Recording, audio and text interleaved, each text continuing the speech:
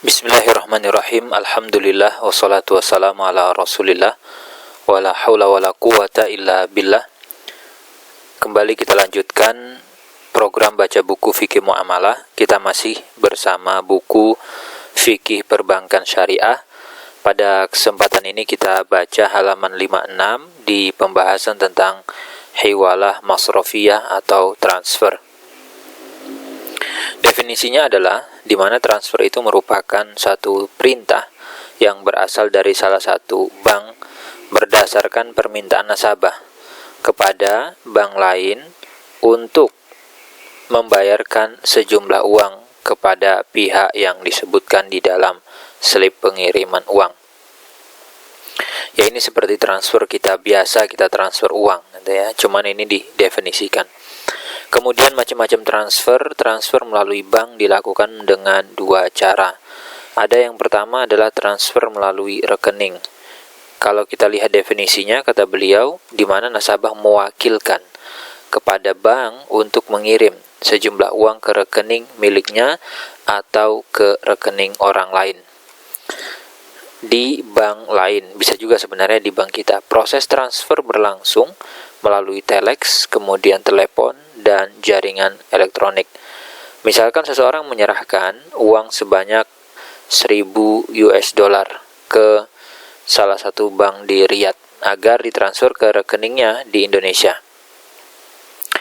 Nah, bagaimana hukum transfer seperti ini? Transfer hukumnya mubah karena dia jasa dan ongkos biaya transfer yang dipungut oleh bank sebagai imbalan atas jasa pengiriman, hukumnya juga mubah. Transaksi ini dalam fikih disebut dengan wakalah bil ujroh. Kita menunjuk wakil lalu kita bayar. Penamaan akad ini dengan hiwalah tidak berarti bahwa hukumnya sama dengan hiwalah menurut konteks fikih, karena nanti ada definisi hiwalah menurut fikih. Hiwalah dalam pengertian fikih itu adalah berdasarkan unsur tolong-menolong, belas kasihan terhadap pihak yang melakukan hiwalah. Oleh karena itu permintaan hiwalah ini berasal dari debitur pertama yang mengalihkan kreditur pertama kepada debitur kedua. Sedangkan permintaan transfer itu berasal dari kreditur pertama. Nah, ini perbedaannya. Jadi ketika di sini disebut hiwalah bukan berarti hiwalah dalam konteks fikih yang kita biasa temukan dalam buku-buku ulama, tapi hiwalah di sini definisinya adalah transfer. Hiwalah dalam pengertian fikih sebelumnya itu mesti ada dua akad kredit. Jadi kalau kita mau bicara istilah hiwalah yang sebenarnya gitu ya, itu mesti ada dua akad kredit, yaitu si muhal yang berada dalam tanggungan si muhil, dan kemudian kredit muhil yang berada dalam tanggungan si muhal alaih. Jadi biar gampang gitu ya, anggap aja A punya utang ke B, lalu kemudian B ngutangin si C gitu. Berarti nanti ketika A nagih ke B, B bilang A nagihnya ke si C. Itu namanya hiwalah. Kalau dalam transaksi transfer bank, itu kan bank tadi bertindak sebagai muhil, tidak mesti menjadi kreditur kepada bank lain. Jadi nggak mesti kalau misalkan kita bilang, bank tolong transfer ke rekening A, rekening B, kan nggak otomatis kemudian si bank itu punya ngutangin gitu kan, nggak. Sama halnya nasabah si muhal tidak mesti menjadi kreditur bagi bank ya selaku muhil, karena terkadang dia tidak memiliki dana yang cukup di bank tersebut. Sehingga transfer dengan konteks hiwalah dalam artian fikih yang biasa dipakai itu berbeda. Kemudian yang kedua ada namanya cek terdaftar. Apa definisinya? Beliau mengatakan cek terdaftar adalah perintah pembayaran yang berasal dari satu bank ke bank lain berdasarkan permintaan nasabah. Misalkan begini, ya seseorang kasih uang atau menyerahkan 1.000 US dollar kepada salah satu bank di Riyadh agar diberikan cek terdaftar senilai uang tersebut, sehingga dengan tujuan dia bisa mencairkannya dengan nilai yang sama dari salah satu bank di Jakarta, atau cek tersebut dikirimkan kepada pihak lain yang berada di sana agar dapat dicairkan. Hukumnya adalah di sini mubah atau diperbolehkan, dengan catatan perhatikan kaidah dalam masalah sorf atau tukar menukar mata uang. Jika mata uang yang diberikan oleh nasabah kepada bank sama dengan mata uang yang tercantum di dalam cek, maka berarti harus ada dua syarat yang terpenuhi. Pertama, serah terima uang dengan cek terdaftar dilakukan secara bersamaan atau kontan, tidak ada penundaan. Kemudian besarnya uang yang diberikan ke pihak bank sama besarnya dengan yang tertera di cek. Jika mata uang berbeda, maka hanya satu saja, yaitu disyaratkan agar tunai, tidak terjadi penundaan. Bagaimana merealisasikan dua syarat di atas di lapangannya? Serah terima secara tunai, ini dengan cara nasabah menyerahkan sejumlah uang tunai kepada bank atau minta dipotong dari rekening saat itu juga. Kemudian setelah itu bank menyerahkan cek saat itu juga. Dan saat nasabah menerima cek, berarti dia telah menerima uang yang tertera pada cek tersebut. Kesamaan nilai uang, ini syarat kedua.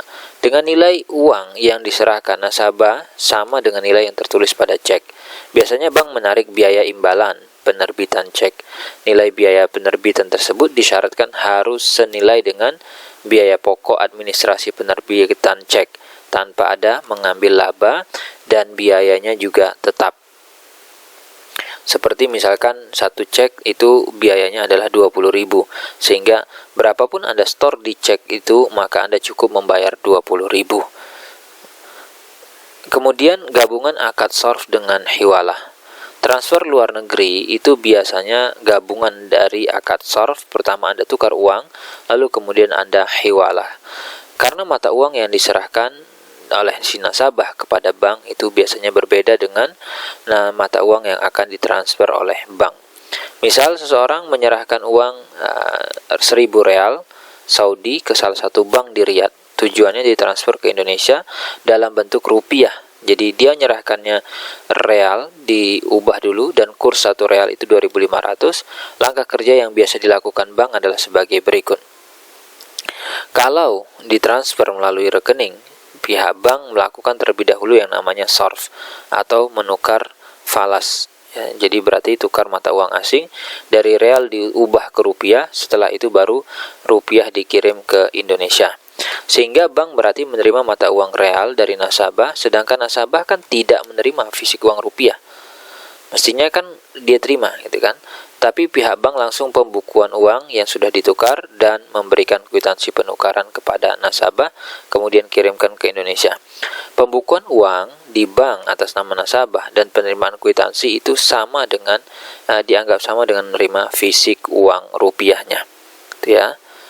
Kemudian yang kedua, kalau dalam bentuk cek terdaftar, bank itu kan menerbitkan cek yang tertera padanya sebesar 2.500.000, kemudian menyerahkannya kepada nasabah, dan bank menerima real dari nasabah, dan nasabah tidak menerima fisik uang rupiah. Dia hanya menerima cek yang tercantum sejumlah uang rupiah untuk dicairkan di Indonesia. Nah, dalam hal ini nasabah yang menerima cek, dia dianggap telah menerima uang rupiah yang tertera pada cek tersebut. Ini sesuai dengan keputusan dari Himpunan Fikih Islam yang berada di bawah naungan OLKI dalam Muktamar ke-6 di Jeddah. Di situ tercantum bahwa di antara bentuk qabd hukmi atau penerimaan tidak secara fisik yang dibenarkan syariah dan norma, yang pertama gitu ya, si bank membukukan sejumlah harta ke rekening nasabah dalam beberapa kondisi. Apabila bank atas perintah nasabah memotong sejumlah uang dari rekening, kemudian kirimkan ke rekening lain dengan mata uang berbeda pada bank yang sama ataupun tidak, demi maslahat dirinya atau orang lain, maka menjadi kewajiban bank untuk memperhatikan kaidah dalam sorf secara syariah. Kemudian yang kedua, menerima cek yang dana rekeningnya cukup. Cek yang dapat atau yang diterima itu dapat dicairkan dalam bentuk mata uang yang tercantum pada cek saat pembayaran. Kemudian yang ketiga ada namanya cek dan kambialah. Kambialah itu apa? Kambialah itu adalah surat wesel, bill of exchange. Dan kita lihat definisi di sini, kalau cek itu merupakan alat bayar tunai yang dibuat dalam bentuk tertentu, berisi perintah dari si penulis ceknya atau drawernya, dan juga si kepada bank tertarik agar membayar sejumlah uang tertentu untuk orang yang termaslahat tadi. Nah, kita bisa lihat macam-macam cek itu, ada yang sifatnya perorangan atau personal cek, Berarti di sini penulisnya adalah perorangan. Misalkan Pak Ahmad beli mobil Pak Soleh. Kemudian Pak Ahmad tulis cek untuk Pak Soleh senilai 50 juta rupiah yang bisa ditarik dari bank syariah. Maka berarti Pak Ahmad adalah penulis, Pak Soleh itu adalah penerima, dan bank syariah adalah pihak yang akan ditarik. Kemudian cek terdaftar register cek. Penulis cek ini berarti adalah pihak bank. Kekuatan hukumnya ini lebih dari cek perorangan karena uang yang tercantum pada cek tersebut telah ditahan oleh pihak bank. Sedangkan cek perorangan, kadang dana yang ada dalam rekening tidak cukup memenuhi cek tersebut atau cek kosong.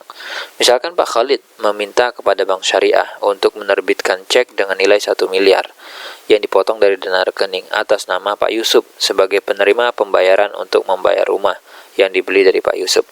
Nah, penulis cek dan pihak yang tertarik adalah bank syariah dan penerima pembayaran adalah Pak Yusuf.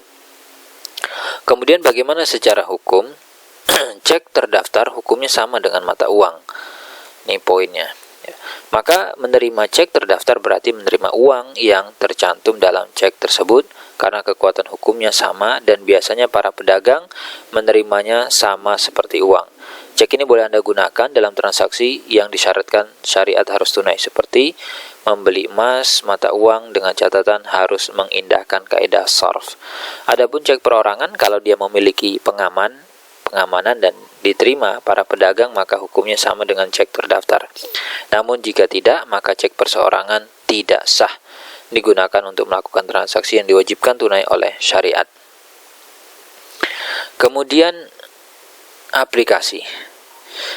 Pada saat penerapannya, ketika mencairkan cek uang ke uang yang sejenis dengan mata uang yang tertera pada cek, maka syarat yang harus diperhatikan, nilai harus sama. Jadi tidak boleh mencairkan cek yang nilainya 1 juta, kemudian mendapatkan uang hanya 990.000. Kemudian serah terima uang harus tunai. Jadi proses penyerahan cek dan penerimaan uang harus langsung dalam satu majelis.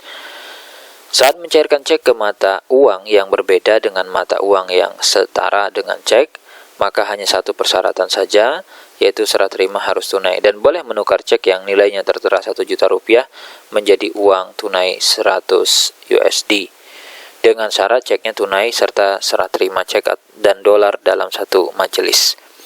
Baik, itu yang kita bisa baca pada kesempatan kali ini. Insya Allah besok kita lanjut nanti di video berikutnya tentang halaman 60 definisi kambialah.